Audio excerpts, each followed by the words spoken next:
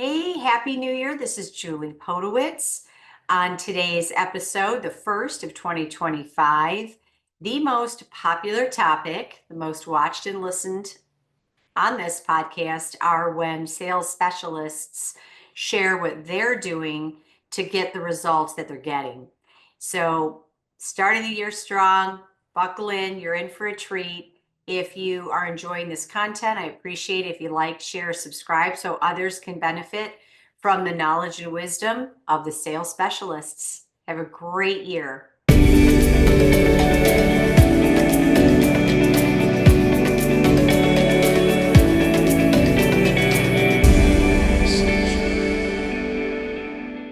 We'd like to thank Advantage Anywhere for sponsoring this episode of the Grow Your Occupancy podcast. At Advantage Anywhere, we understand senior living communities.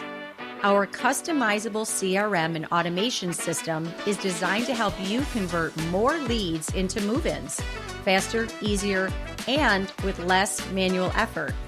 With personalized follow-up automations, your team can focus on what matters most, spending time with prospects to get more move-ins. Visit www.advantageanywhere.com to see how we can help you get more move-ins with less stress. Hello, and welcome to our very first 2025 podcast episode of Grow Your Occupancy. I'm Julie Podewitz, and we have such a treat for you today. Look how fortunate I am. So much talent on this call today.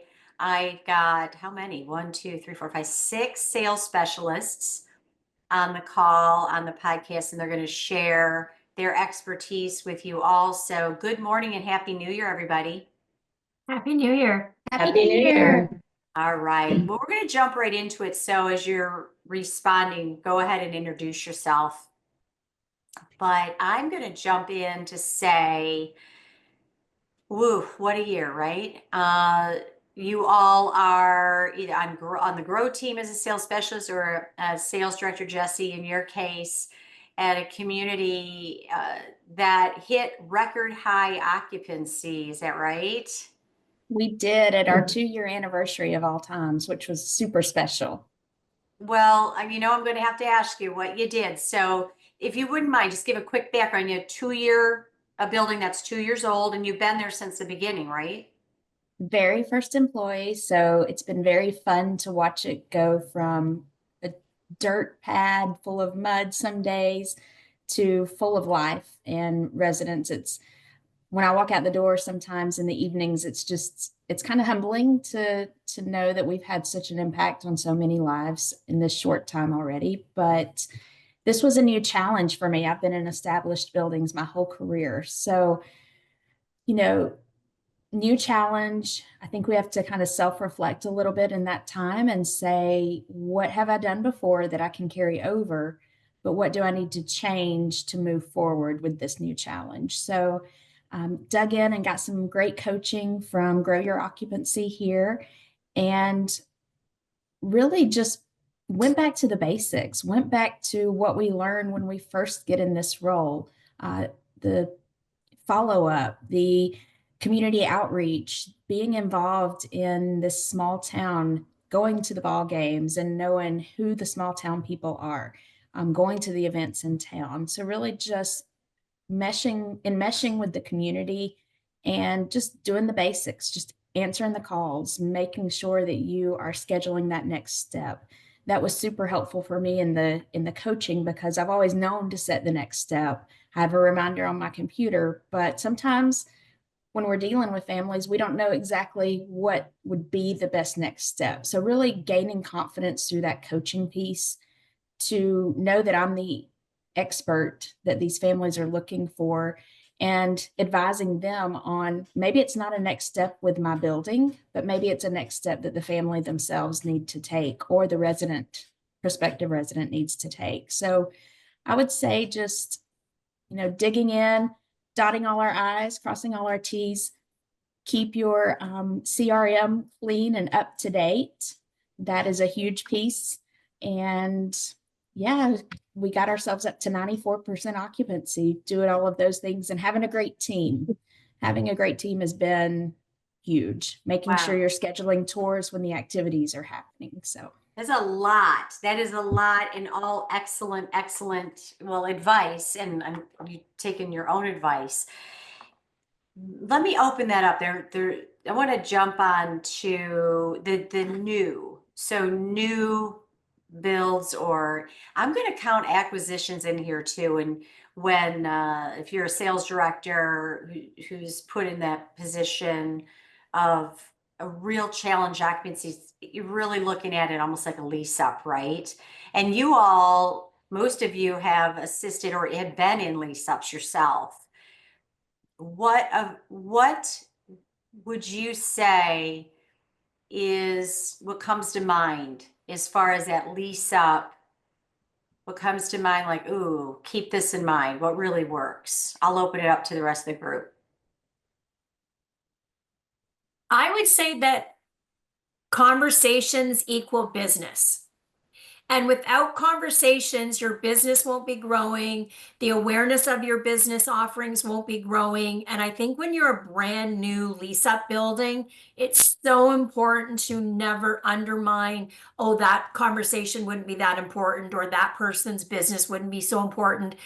I think conversations equals business. And the more conversations you can consistently have out in the local community for business awareness, for senior awareness, I think that is paramount and a great platform then to build all the other steps of booking and rescheduling or follow-ups and things like that. But I think without conversations, you're not going to grow your business awareness. And I think that's important. That's Heidi, one of our sales specialists. Yes, sorry. From the great country, still a country, Canada. We won't get political today. Conversations equal business. Conversations equal business. Great I would like, takeaway. I will echo Heidi in saying even more of the expansion and how important it is with a new brand. So if it's an acquisition and it's a new lease-up type of community, it's important to tell people who you are and who that new brand is and get that public awareness out there as well. And not discounting the fact who you used to be. And having worked with some communities that have recently gone through that, people in the community tend to know them from their old name. Maybe they had a name change. So it's really important to get out there again with those conversations and make sure people understand what just transpired and how you're going to continue supporting and serving residents. Thank you, Susan. Who else? I would say with a lease-up, it's so important to stay in front of your potential residents. And I have seen where the cadence isn't consistent, the events aren't consistent. And so people, you're not top of mind and they can end up moving in elsewhere. Yeah. So you really want to keep engaged, stay in front of them, build the excitement for that community. So that's Jennifer, one of our sales specialists out in out west, is where I think we're still where it's warm. I want to Yes. piggyback, Jennifer. You said something about cadence, and I'd like maybe Melinda, Lori to weigh in on this. It's a word that we use a lot here at Grow Your Occupancy internally and also in supporting our teams. Is that we talk like a call cadence. Lori, what is a call cadence and why is it important?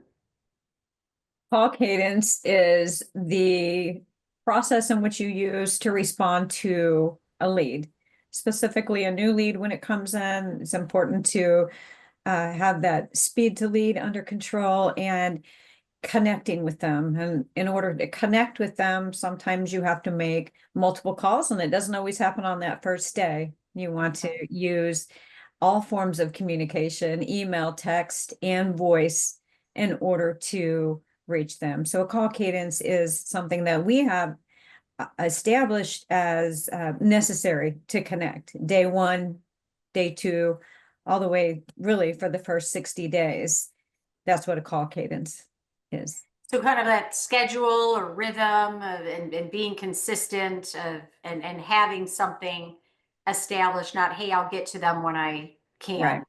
Prioritize connecting with these people who have raised their hands and are looking for information.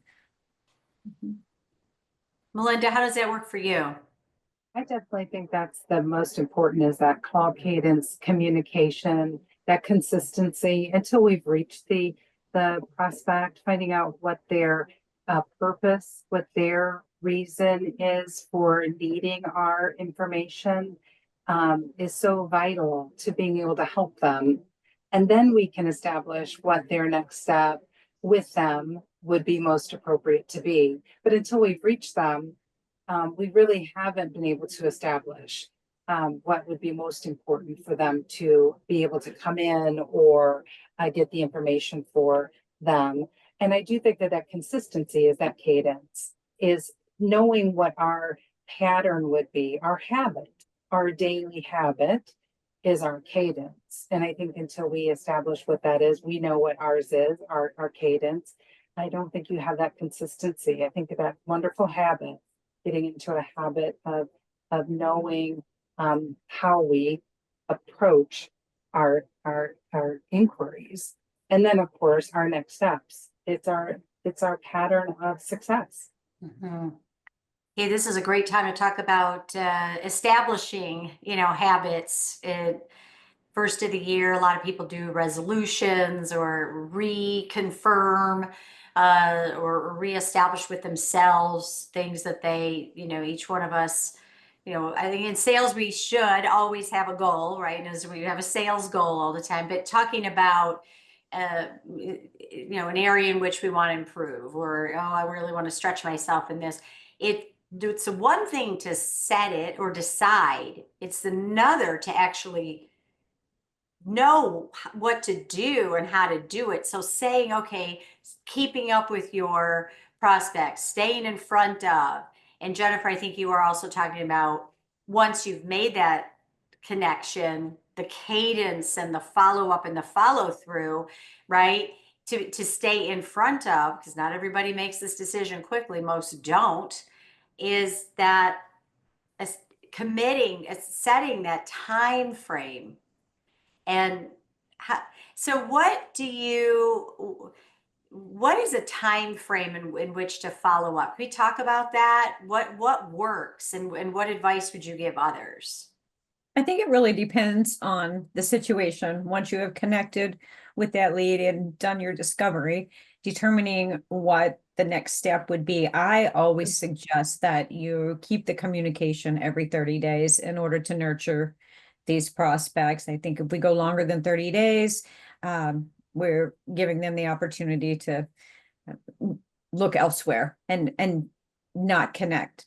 So I think that 30 days would be what I would suggest you use. And then, but you can do that in many different ways. You can invite them to an event. You can send them an email. You could send them a text. You could send them a Happy Mother's Day message. It's not that you have to call them every 30 days and say, have you made your decision?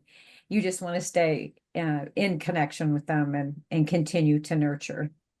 So you're talking about like colder leads. You wouldn't wait 30 days on a new lead, a hot lead, or you're saying don't allow more than, if you haven't made an attempt of some kind to your cold database. I don't like that word, everyone knows that, but your established leads, it's too long. Don't let more than 30 days go by. That's a good rule. Mm-hmm. Yeah. What about for warmer? I always say polite persistence. So they put their hand up. They put their hand up and said, I would like information, or I need help. I need guidance. I need a guide, an advisor on this journey that I am not aware of how to navigate. That's how I look at it. And so for me, polite persistence is until we get connected and then we establish what the next step is. So if that means that I am calling, texting, emailing day after day, I'm doing different avenues of reaching them, but until I get that connection, I stay on it every day. whether I choose to do as Lori says, you can still do the different ways of not just saying I heard you wanted information. It would be like making decisions can be difficult. I'm here for you. I know you're interested in wanting more information. Let's chat. And so they're kind of getting that little reprieve saying, okay, this isn't a salesy person calling. They're acknowledging that this is going to be a difficult decision, or this is going to be a decision that I'm going to have to take not lightly. She sounds nice. Maybe I will give her a call. And that's why you want to keep up that persistence, because just because they put their hand up doesn't mean they haven't taken a step back and are now scared. Yeah, no, that's a good point. It's a lot to even raise a hand, a Mhm. lot emotionally. And like you said, and I think everyone pretty much knows this, but it's a good reminder that something happened, or you just kind of you just had that moment and you're like, okay, that's it. I'm gonna get on the website, or I'm gonna get some information, or I'm making that phone call, and then the reality may hit. And from a sales perspective, that individual sounds hot because of all of the problems they're having. And in our mind, it's, ooh, hot lead, ready to move today. Likely not. Likely, uh, likely will back down, as human nature, right? Even if it's something that we want to do, we'll have hesitancy. And this is definitely not something people want most of the time, but they don't want to do. Yeah. And Julie, I do want to echo that. And it's a little different when someone's looking for independent living versus assisted living or memory care. Excuse me. And during the holidays, when people visit families, that's when it's really critical, when they may not have been visiting for a while. And you Yeah. get one of those calls or prospects coming in for assisted living or memory care, that requires even further, more consistent follow-up to make sure that they know you're there to be a resource and help them with that journey. That's a great point. That's a great point. Jessi, can you remind me, your community, are you assisted in memory? Independent, assisted, and memory. Okay, how do you weigh in on, what are your thoughts on timeline based on their desired or needed level of care? Timeline as far as our follow-up cadence. Yeah, or just their decision, maybe their decision Sure. timeline. So I would say that, independent living, we are seeing a longer lead time than if they were moving to assisted or memory care.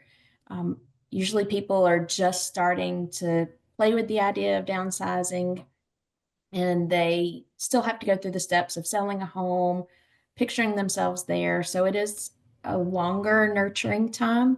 But as long as you keep nurturing and stay front of mind, I do see those people returning to you to either move forward or at least find out, hey, how would I handle, a move like this? Assisted and memory care do tend to be, memory care obviously is our quickest. So those usually do come in, those hot leads, and you want to stay on top of those until you get connected and can advise them on next steps. And I do see assisted being something that people panic and I need it right now. And then, as you mentioned, they're like, oh, wait, is this really what we want to do? Back off. And that can take anywhere from, a week if it's an emergency to a few months just to come to terms with the idea of making the move. And I love what Heidi mentioned, and I've tried this in my approach recently. Acknowledge what a tough decision it is. Acknowledge that if you're the adult child, you are going to have those guilty feelings and that it's normal. And I think people appreciate that because it does take that salesy piece off of it and letting them know you understand a little bit about what they're going through. What do you guys think about kind of prepping, like, if, let's say something is difficult, or we perceive it to be difficult, or it's difficult for us, would you rather know ahead of time? Like, let's say you're going hiking and you think, do you want to know the level of difficulty, or is that too scary and you won't even start out if it's, a difficult hike? I think we when we're working with our prospects, the catalyst, the reason that they raise their hand, goes away. The problem, the pain point, they raise their hand, and then next week, oh, it's really not that bad. It's mom's going to be okay living alone, and whatever the catalyst was, the situation is fluid. So I think letting them know this is a process, and a lot of times people start looking for information and then pause because things aren't as bad as they were. I think letting them know that that's normal process, and to expect that lets them, you're guiding them through the process and letting them know up front. Like if you're going to go hiking, you're going to reach the second mile and your left leg's really going to start hurting or something, letting them know the process and that it's normal to think that you don't need these options anymore, when in fact, this is really the best time for you to be doing your research and narrowing down the options so that you don't have to make a quick decision down the road when something happens and not make an educated decision. That's a great point. It's a great point where you're like, okay, it's typical, or many people get to this point and have a challenge. And then that way, when we're at that point emotionally, physically, whatever it is, we're like, okay, we're not alone. Because you can look at it, especially in this day and age of social media, and I mean, it's how we kind of even mostly communicate and meet people. Everybody else seems to be doing everything so easy and simple, and it's all great. And then if we're having a challenge, even like doing sales, right? Doing sales in senior living, I think sometimes we look around and we're like, everyone else seems to be growing occupancy to record highs, and just celebrating success, because that's what we're posting. We're posting, which is great, to post and keep people. But I also think that maybe that can make people feel like, ugh, what am I doing wrong? Or how come I'm not getting where everybody else is, right? And then that feeling of defeat. How do you all address it in your own self? In other words, how do you stay, positively motivated to continue when you feel like maybe you're looking to the right or left, like everyone else seems to be doing better than I am? Jennifer, I'm going to start with you.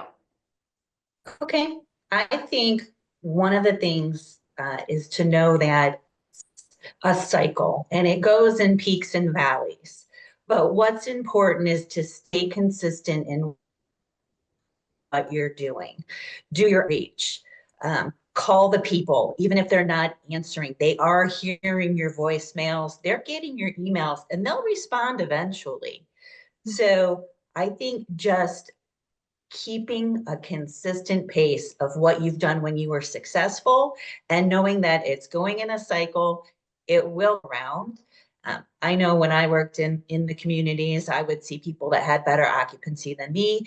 I just kept myself to my strategy. So important to have your sales strategy, right? You know what your goal is, but if you don't know how you're going to get there, then you probably won't. So stick to your strategy and stay consistent, and you'll ride out those peaks and valleys. Yeah. Consistency. Yeah. Anyone else? I think So you're gonna laugh. Don't But I laugh. Oh, we're keep- not going to laugh. I keep a fishing bobber on my desk. The reason being, obviously, with a new community, it's easy to look at the established communities and see how great their occupancy is. I think we have those moments where we start to feel inadequate. So my lesson with my bobber, when I start looking at the competition or saying, why are they doing so great with this, is I remind myself that if I'm watching their progress, if I'm watching what they're doing, then I'm neglecting my own process. I'm neglecting my own task. And I'm going to miss, if you're a fishing person, you'll miss your fish if you're paying attention to somebody else's bobber. So keep your eye on your own bobber and you will catch your big fish. I like that. I like that. And you have that visual and everything right there. I love it. That's a great lesson for any of us, all of us, right? In this, like I said, in the social media, especially, and even prior than that, it was keeping up with the Joneses, right? I think that's great to look at what others are doing and say, ooh, I would like to emulate, or how are you getting where, or can you give me some help or some hints or anything? Or what is the one thing that the piece of advice you would give me?